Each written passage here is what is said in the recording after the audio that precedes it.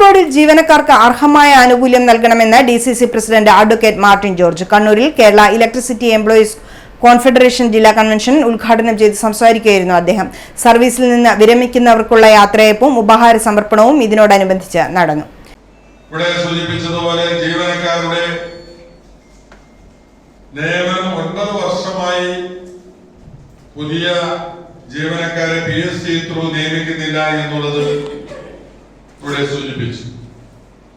അതുപോലെ തന്നെ 33,000 ജീവനക്കാർ ഉണ്ടായിരുന്നിടത്ത് അത് 26,000 ചിലരായി മാറുമ്പോൾ ഇപ്പോൾ വീണ്ടും റിട്ടയർമെന്റ് 1,540ഓളം പേര് റിട്ടയർമെന്റ് ചെയ്യുമ്പോൾ അത് വീണ്ടും 25,000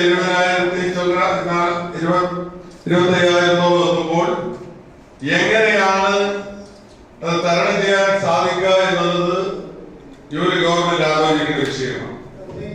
ദിവസം തോറും മാസം തോറും ജോലിഭാരം കൂടിക്കൊണ്ടുവരിക.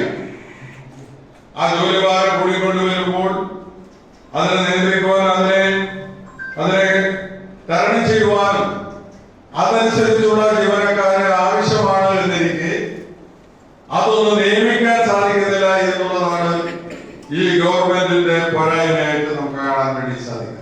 വൈദ്യുതി ബോർഡിൽ അടിസ്ഥാന മേഖലയിൽ 9 വർഷമായി മുടങ്ങിക്കിടക്കുന്ന നിയമനങ്ങൾ PSC വഴി എത്രയും പെട്ടെന്ന് നടത്തി അധിക ജോലിഭാരം കാരണം കഷ്ടപ്പെടുന്ന ജീവനക്കാരെ അർഹമായ ആനുകൂല്യങ്ങൾ നൽകാതെ വഞ്ചിക്കുന്ന ബോർഡ് നടപടി തിരുത്തണമെന്നും DCC പ്രസിഡന്റ് മാർട്ടിൻ ജോർജ് ആവശ്യപ്പെട്ടു. കണ്ണൂരിൽ കേരള ഇലക്ട്രിസിറ്റി എംപ്ലോയീസ് കോൺഫെഡറേഷൻ ജില്ലാ കൺവെൻഷൻ ഉദ്ഘാടനം ചെയ്ത് സംസാരിക്കുകയായിരുന്നു അദ്ദേഹം. സർവീസിൽ നിന്നും റിട്ടയർ ചെയ്യുന്ന 14ഓളം യാത്രയയപ്പും ഉപഹാര സമർപ്പണവും ഇതിനോടനുബന്ധിച്ച് നടന്നു. യൂണിയൻ ജില്ലാ president KPCC member Rajeevan Eliyavoor ചടങ്ങിൽ അധ്യക്ഷത വഹിച്ചു. യൂണിയൻ സംസ്ഥാന പ്രസിഡന്റ് KP ധനപാലൻ മുഖ്യാതിഥിയായി. സംസ്ഥാന വർക്കിംഗ് പ്രസിഡന്റ് സിബിക്കുട്ടി ഫ്രാൻസിസ് മുഖ്യപ്രഭാഷണം നടത്തി. യൂണിയൻ ജില്ലാ സെക്രട്ടറി ദിനേശ് കുമാർ സ്വാഗതം പറഞ്ഞു. INTUC കണ്ണൂർ ജില്ലാ president Jose George Planthottam, K Abdul Gafoor, Prasad V Khaja, Sandeep KR, Pramod Kumar, PK Shaji, TV Dinesh Chandran, Prabhakaran EV, Mohanan K, Nadeer UV എന്നിവർ സംസാരിച്ചു.